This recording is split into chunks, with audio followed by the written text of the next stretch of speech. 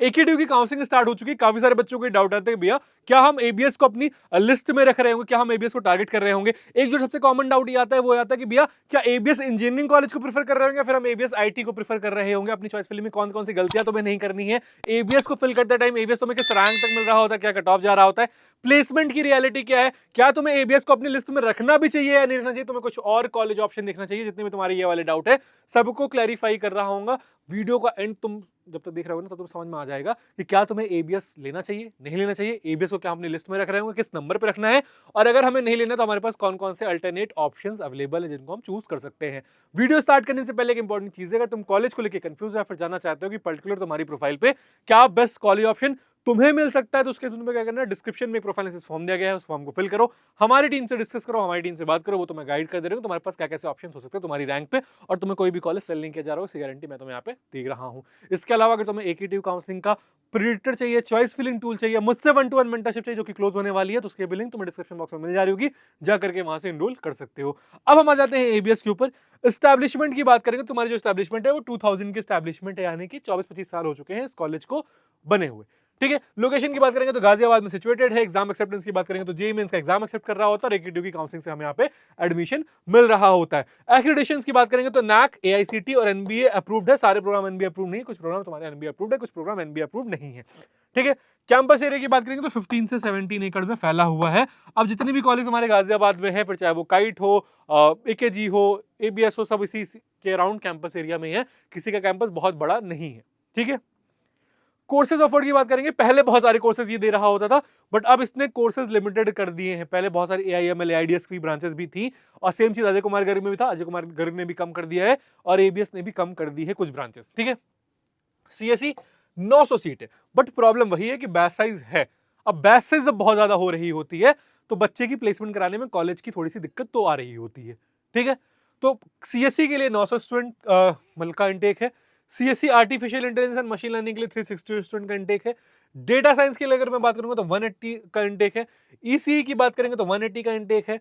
Electrical and computer engineering 120, mechanical engineering 60, और working professionals के लिए 30 का यहाँ पे तुम्हारे पास इंटेक रहने वाला है।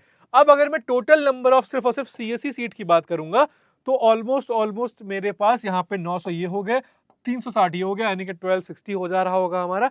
1260 के बाद हमारे पास 180 का ये भी ऑप्शन आ जा रहा है, तो ऑलमोस्ट 1440 सीट्स तुम्हारे पास यहाँ पे हो जा रही होंगी। ठीक है, तो 1400 से 1500 बच्चे तुम्हारे पास सीएससी में यहाँ पे मिलने वाले हैं, जो कि थोड़ा सा एक जिस हिसाब का कैंपस आपकी ब्रांड वैल्यू से ज्यादा बैच साइज को हम कंसीडर कर रहे होते हैं कि बैच साइज थोड़ी सी ज्यादा साइड पे है। ठीक है, फीस की बात कर रहे हैं तो टोटल जो फीस लग रही है सब कुछ तुम्हारा जोड़ने के बाद वो तुम्हारी फीस जा रही होगी 1,81,200 के अराउंड। ठीक है, यानी कि 1,81,000 का हमारा इन्वेस्टमेंट आ रहा होगा। तो अगर मुझे एबीएस से बीटेक करनी है तो मेरे अकाउंट में कितने पैसे होने चाहिए, और ये जोड़ लेते हैं। मेरे अकाउंट में होने चाहिए 1.8, ये हो जा रहा होगा, इंटू 4 मैं ये कर दे रहा हूँ, मैं इसको 1.9 या 2 मान के चलता हूं, तो ये 8 लाख हो जाएगा मेरा। ठीक है, और अगर मैं हॉस्टल फीस भी ऐड करूंगा, हॉस्टल फीस भी अगर मैं ऐड करता हूं तो हॉस्टल का यूजुअली 1.1 के अराउंड चार्ज इसका हो रहा होता है, 1.1 1.2 डिपेंडिंग अपॉन तुम कौन सा रूम चूज कर रहे हो। ठीक है, तो वो सारे चार्जेस मिला के मेरे पास 12 लाख मिनिमम होने चाहिए। अब मेरी अगर इस यूपी की स्कॉलरशिप आ गई तो यूपी की स्कॉलरशिप आने के बाद मेरा जो पैसा है वो 10 लाख अराउंड जा रहा होगा, बट अगर मेरी यूपी की स्कॉलरशिप नहीं आती तब भी मेरा 12 to 13 लाख का इन्वेस्टमेंट यहाँ पे आ रहा होगा। तो टोटल इन्वेस्टमेंट हमारे यहाँ पे 12 to 13 लाख का आ रहा होगा। ये चीज तुम अपने दिमाग में बैठा के चलना है कि जब भी तुम एबीएस में इंजीनियरिंग करने जा रहे होगे तो 12 से 13 लाख तुम्हारा टोटल 4 साल में लग रहा होगा। ठीक है, कट ऑफ के ऊपर आ जा रहे होते हैं कि भैया कट ऑफ क्या जा रहा होगा। देखो, कट ऑफ इस ईयर बहुत ज्यादा वेरी करने वाला है। उसका रीजन सिंपल सा ये है कि काइट और जेएसएस काउंसलिंग से बाहर हो गए हैं, तो जो काइट और जेएसएस वाली ऑडियंस है जो वहां पे एडमिशन नहीं ले पा रही है, रीजन उसका ये है कि फीस बहुत ज्यादा कर दी है काइट और जेएसएस ने। तो अगर वो इसको अफोर्ड नहीं कर पा रहे तो वो अगला कॉलेज जीएल बजाज एकेजी पे आएंगे, और जीएल बजाज एकेजी थोड़ा सा जल्दी फिल होगा। तो जो बच्चे जीएल बजाज और एकेजी टारगेट करते थे 2.5 लाख 3 लाख की रैंक के ज्यादा पे, ठीक है, वो क्या करेंगे, वो सारे बच्चे एबीएस की तरफ दौड़ेंगे। ठीक है, क्योंकि जो हमारी लिस्ट हो रही होती है वो इस तरीके से हो रही होती है कि पहले हम सबसे पहले एकेजी को टारगेट करते हैं और जीएल बजाज को टारगेट करते हैं। ठीक है, इसमें से बच्चे मतलब अपने अकॉर्डिंग चूज करते हैं। अगर मुझे एकेडमिकली गुड जाना है तो मैं एकेजी प्रेफर करूंगा, मुझे प्लेसमेंट और एकेडमिक थोड़ा मतलब ओवरऑल चाहिए कि कॉलेज लाइफ भी अच्छी मिल जाए तो जीएल बजाज को मैं प्रेफर कर रहा हूँ। ठीक है, इसके बाद Galgotia college of engineering and technology को देख रहे होते हैं, फिर एबीएस इंजीनियरिंग कॉलेज को बच्चे प्रेफर कर रहे होते हैं। तो यानी कि जो बच्चे इसको 2.5, 3, 3.5 लाख रैंक पे लेते और इसको यहाँ पे 4-5 लाख रैंक पे ले रहे होते, अब क्या होगा कि जब ये सारे कॉलेजेस 3 लाख रैंक तक, 2.5 लाख रैंक तक क्लोज हो जाएंगे, तो जो 3.5-4 लाख रैंक वाला बच्चा है वो फिर यहाँ पे एबीएस पे भागेगा। तो एबीएस का कट ऑफ में लास्ट के कंपेरिजन 50-60 हजार रैंक का डिफरेंस तुम्हें देखने को मिल सकता है। चांसेस हो सकते हैं कि जो branch last year 5 lakh rank पे क्लोज हो रही थी वो इस ईयर 4.6, 4.5 पे क्लोज हो रही हो। ठीक है, इसी मैकेनिकल की बात नहीं कर रहा हूं, सिर्फ और सिर्फ मैं बात कर रहा हूं तुम्हारी जो कोर ब्रांचेस हैं, CSC core branches in sense की टेक ब्रांचेस जो है उसकी। अब जैसे देखो, मैं अगर 3 लाख रैंक यहाँ पे एंटर करूंगा, ठीक है, एग्जाम मैंने जेईई में चूज कर लिया, कैटेगरी में अभी सिर्फ और सिर्फ जनरल वाले बच्चों के लिए जा रहा हूँ, ठीक है, और मैंने यहाँ पे प्रिट कॉलेज करा, मेरे पास एबीएस का ऑप्शन आ जा रहा होगा। अब एबीएस आईटी मैं नहीं प्रेफर कर रहा हूँ, ये चीज मैं तुमसे बार बार बोल रहा हूँ, ठीक है, कि एबीएस आईटी मैं नहीं प्रेफर करूंगा, एबीएस इंजीनियरिंग कॉलेज प्रेफर कर रहा हूँ। देखो, ABS engineering college computer science engineering data science, ये तुम्हारी यहाँ पे क्लोज हो रही है तो 3,04,000 रैंक पे round 1। Computer science engineering core की अगर मैं बात करूंगा तो 3,37,000 रैंक पे। कंप्यूटर साइंस एआईएमएल की बात करूंगा तो 3,37,000 की रैंक पे। कंप्यूटर साइंस डेटा साइंस की बात करूंगा तो 3,68,000 की रैंक पे। इलेक्ट्रॉनिक्स कम्युनिकेशन की बात करूंगा तो इलेक्ट्रॉनिक्स कम्युनिकेशन ये सब छोड़ देता हूँ, ये सब मुझे मिल जा रही है किसी भी रैंक पे। तो जो सीएससी रिलेटेड का कट ऑफ मेरा 4.5 के अराउंड जा रहा होता था, और वो अब की यहाँ पे 4 के अराउंड क्लोज हो रहा होगा। तो इस चीज का तुम्हें ध्यान रखना है कि तुम्हें कहां तक एडमिशन मिल पा रहा होगा एबीएस में। तो कट ऑफ की अगर मैं बात करूंगा, सीएससी रिलेटेड ब्रांचेस टारगेट कर रहे हो, तो तुम इस जोन में अगर हो कि 4 लाख रैंक तक तुम्हारी रैंक आ रही है, तो तुम थोड़ा सा सेफर साइड पे हो। बट अगर 4 लाख से ज्यादा रैंक आ रही है तो तुम्हें कुछ और ऑप्शन देखना पड़ रहा होगा। तुम्हारे पास एबीएस थोड़ा सा डिफिकल्ट होने वाला है। इसी के साथ चॉइस फिलिंग टूल भी बना दिया, जाकर के वहां पे देख लेना, ठीक है। अब अगर तुम्हें लगता है कि तुम्हें एकेडमी काउंसलिंग में मुझसे हेल्प चाहिए, मुझसे चाहिए कि मैं तुम्हारी चॉइस फिलिंग का प्रेफरेंस प्रिपेयर कर दे रहा हूं, तुम्हें एक अच्छे कॉलेज में हम यहाँ पे गाइड कर दे रहे हो, और तुम्हें, क्योंकि देखो बहुत बार क्या होगा ना, इंटरनल स्लाइडिंग राउंड बहुत इंपॉर्टेंट होने वाला है आपकी काउंसलिंग में। क्योंकि होगा क्या कि इंटरनल स्लाइडिंग में ये होगा कि बहुत सारे बच्चे क्या करेंगे, आईपीसीटी में पार्टिसिपेट करेंगे, बहुत सारे बच्चे एमपीटीटी में पार्टिसिपेट करेंगे। अब वो क्या करेंगे कि उन्हें वहां पे अच्छा कॉलेज मिल गया, या बहुत सारे बच्चे जेएसएस और काइट में भी अप्लाई करके रखेंगे, और अगर वहां पे एडमिशन मिल गया तो वो क्या करेंगे, एकेडमी काउंसलिंग से विड्रॉ कर लेंगे, तुम्हारे पास सीट की अपॉर्चुनिटी हो जा रही होगी और इंटरनल साइडिंग में तुम्हें वो सीट मिल जा रही होगी। ये सारी गुणागत गणित हो रही होती है। तो तुम्हें क्या करना है, अगर तुम्हें लगता है कि तुम्हें हेल्प चाहिए तो 1-to-1 मेंटरशिप की लिंक तुम्हें डिस्क्रिप्शन बॉक्स में मिल जाएगी, जाकर के वहां से एनरोल कर सकते हो, ठीक है। अब आ जाते हैं मुद्दे की बात पे, क्योंकि सबसे इंपॉर्टेंट मेरे लिए यही रहता है कि भैया अगर मैं 12 लाख रुपए खर्चा कर रहा हूं तो मुझे पैकेज कितना मिल रहा है, कितना रिटर्न मुझे मिल रहा है, कितनी आरओआई मुझे मिल रही है, कि मैं क्या वो आरओआई जस्टिफाई होगी जो मैं पेमेंट करने वाला हूं, जो मैं फीस देने वाला हूं, जो भी मैं इन्वेस्टमेंट करने वाला हूं उस पर। तो देखो, प्लेसमेंट की अगर मैं बात करूंगा तो ये अभी इन वेबसाइट पे क्लेम रखा है 500+ companies, 1692 offers, 60 LP highest package. अब ये नंबर जब तुम देखते हो कहां पे, वेबसाइट पे, तो बहुत फैंसी लगते हैं। धीरे धीरे इन नंबर्स की रियलिटी खुलती है तब जब तुम इनके डेप्थ में जाने लग जा रहे होते हो। तो मीडियन सैलरी की बात करूंगा मैं, बीटेक में अगर मैं मीडियन सैलरी की बात करूंगा तो ये यहाँ पे 4.2 के अराउंड तुम्हारी यहाँ पे 21 में मीडियन सैलरी थी। 22 में सेम सैलरी की बात करूंगा तो उन्होंने क्लेम कर दिया था कि 5.5 के अराउंड यहाँ पे मीडियन सैलरी है। 23 में फिर ये तुम्हारी घट के कहां पे आ गई थी, 4.2, 4.3 के अराउंड आ गई थी, ठीक है। यानी कि 4 से 5 के बीच में भी तुम्हारी यहाँ पे मीडियन सैलरी तुम्हें दिख रही है। 24 में अगर मैं बात करूंगा तो वही 4.35 के अराउंड तुम्हारी यहाँ पे जा रही होगी, ठीक है। इसके बाद इन्होंने फिर 2025 में क्लेम कर दिया है कि मीडियन सैलरी इनकी 5.5 के अराउंड मीडियन सैलरी जा रही है, ठीक है। तो तुम्हें समझ में आ रहा है कि 4.5 के अराउंड ही जो है मामला यही, ठीक, इससे ऊपर का मामला है नहीं यहाँ पे, ठीक है। हाईएस्ट पैकेज की बात करूंगा बीटेक के लिए, 24 में 60 लाख था, 25 में 60 लाख है, और 23 में 50 लाख के अराउंड था, ठीक है। एवरेज पैकेज की बात करूंगा तो एवरेज पैकेज 5.5 था 23 में, 24 में ये पैकेज ऑलमोस्ट 5 के अराउंड हो गया, और सेम पैकेज अभी भी तुम्हारा 5 के अराउंड, 5.2 के अराउंड तुम्हारे यहाँ पे एवरेज पैकेज अभी भी है। मीडियन पैकेज यहाँ पे 2025 में इन्होंने 5.5 के अराउंड क्लेम कर दिया है। तो एवरेज और मीडियन तुमने यहाँ पे समझ लिया कि क्या तुम्हें ये दे रहे हैं, ठीक है। इन्होंने कुछ प्लेसमेंट हाईलाइट लगा रखे हैं और जिसमें इन्होंने बहुत सारे पैकेजेस वगैरह दिखा रखे हैं। Amazon 40 LPA, Amazon 40 LPA, ठीक है, Atlassian 59 और Microsoft India 49 LPA, ठीक है, 49 LPA Microsoft India, और 52 LPA 2023 में गूगल इंडिया ने दिया हुआ था। बट ये जितने भी पैकेजेस तुम्हें दिख रहे हैं ये मोस्टली ऑफ कैंपस प्लेसमेंट्स हो रही होती हैं, जो बच्चे खुद से क्रैक कर रहे होते। जितने भी तुम्हें दिल्ली, नोएडा, गाजियाबाद में ना ये बड़े बड़े पैकेजेस दिखते हैं 60, 70, 1 करोड़ वाले, ये सब के सब ऑफ कैंपस पैकेजेस रह रहे होते हैं। और तुम्हें बस वहां पे लिखा नहीं जाता कि ऑफ कैंपस प्लेसमेंट्स है, क्योंकि कॉलेज का ऑफ कैंपस प्लेसमेंट में कोई भी योगदान नहीं होता है प्लेसमेंट के टर्म्स में। हो सकता है कॉलेज तुम्हें बहुत अच्छी स्किल्स दे रहा हो जिसकी वजह से तुमने वो प्लेसमेंट क्रैक कर ली हो, बट कॉलेज का ऑफ कैंपस में कुछ भी इन्वॉल्वमेंट रहता नहीं है। अब हम आ जाते हैं, ठीक है, आई गेस 1 मिनट देना मुझे बस।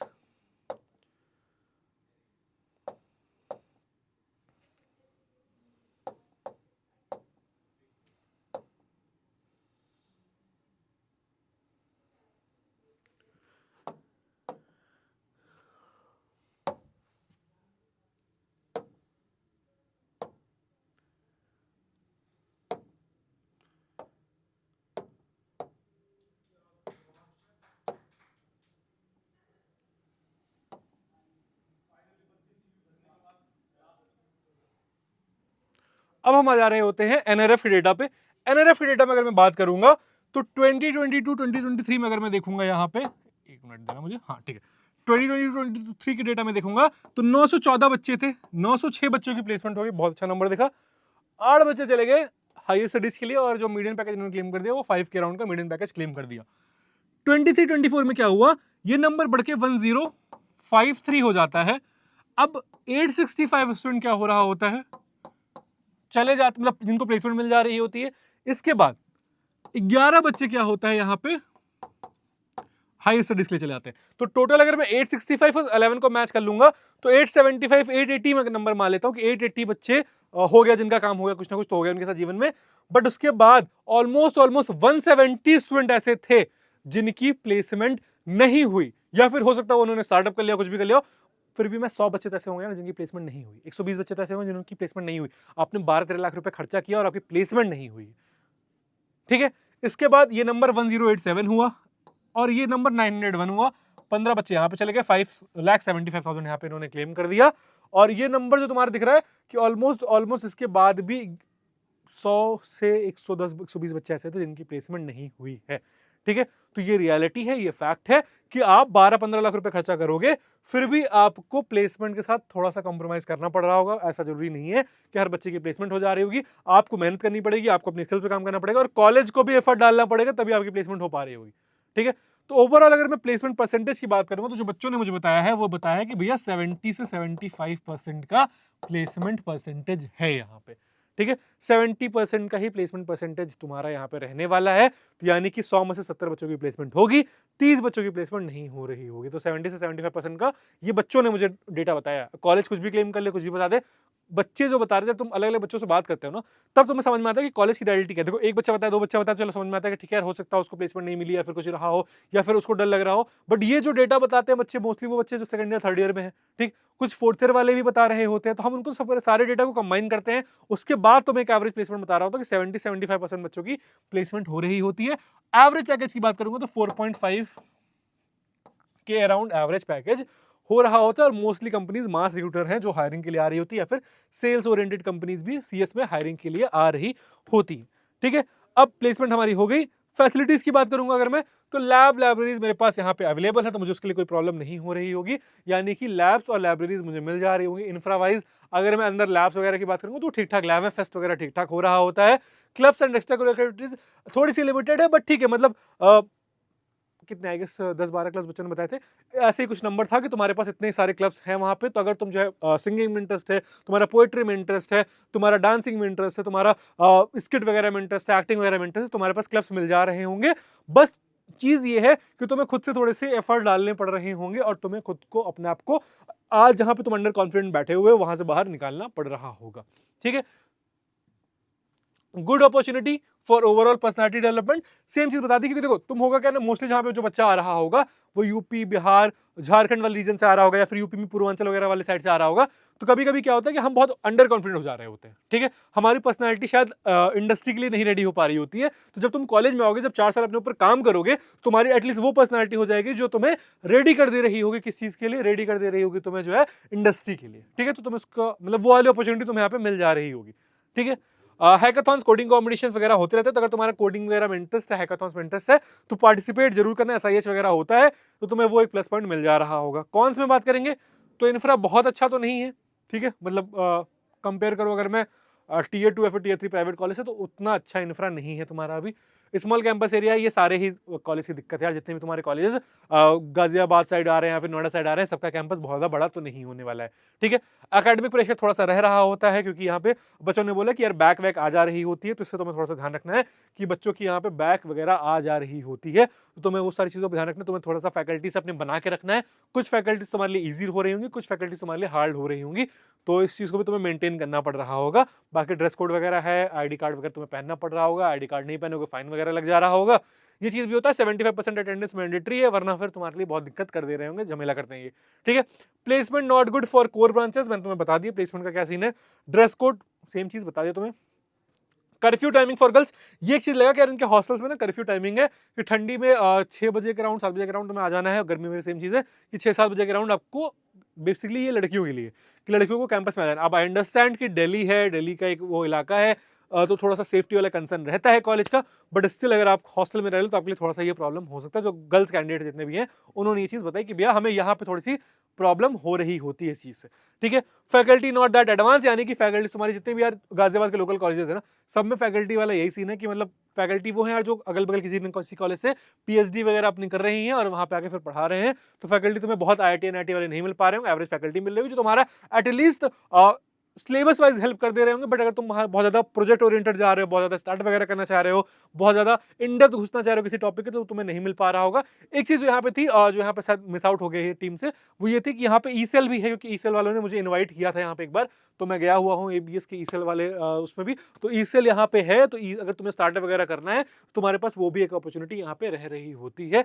तो ओवरऑल अगर मैं बात करूंगा, तो अगर तुम्हें कॉलेज को प्रीफर करना है एकेडी की काउंसलिंग में, तो सबसे पहले तुम किसको प्रीफर कर रहे होगे, एकेजी को, फिर जील बजाज को, फिर हम जो है गलगोटिया को प्रीफर करेंगे, और फिर हमारे पास एबीएस इंजीनियरिंग कॉलेज का ऑप्शन आ रहा होगा। प्लेसमेंट के साथ तुम्हें थोड़ा सा कॉम्प्रोमाइज करना पड़ रहा होगा, प्लेसमेंट के लिए एक्स्ट्रा एफर्ट डालने पड़ रहे होंगे।